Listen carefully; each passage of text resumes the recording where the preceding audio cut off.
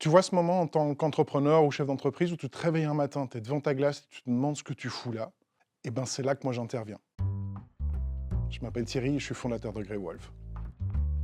Chez Grey Wolf, on ramène les gens à une question essentielle qui est qui tu es et qu'est-ce que tu veux. Ça permet de tenir sur la longueur en tant que chef d'entreprise, CEO, chef d'équipe ou même au niveau personnel, arriver à tenir sur un marathon et pas un sprint et revoir un peu par rapport à ses propres valeurs, si on est toujours aligné par rapport au job qu'on fait, par rapport au projet sur lequel on est, par rapport au cap qu'on s'est donné. Mon but, c'est vraiment de réaligner tout ça et s'assurer que tu peux tenir la distance sans te brûler, sans t'essouffler. En général, je travaille plutôt avec des CEO de PME, TPE. Pour ce qui est des chefs de projet, c'est principalement alors sur des grands groupes, pour des gens qui gèrent des équipes. Je travaille pas mal avec des DRH aussi. Je travaille beaucoup plus en individuel plutôt qu'en groupe.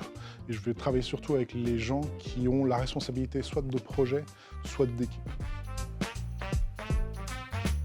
La force de Grey Wolf, c'est que tout d'abord, il n'y aura pas de jugement sur ce qui est ressenti, sur ce qui est dit, sur ce qui est partagé.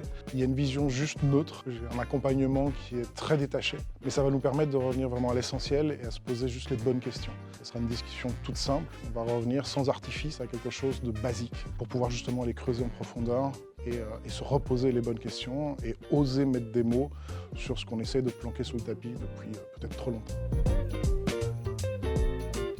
Le but ultime de Grey Wolf, c'est que chacun réalise qu'on a tous une place qu'on mérite et que c'est pas toujours la place qu'on a. Et je pense que pour que le monde tourne mieux, il faudrait qu'on soit tous au bon endroit, au bon moment. C'est ce que j'essaye de faire chaque jour en accompagnant les gens.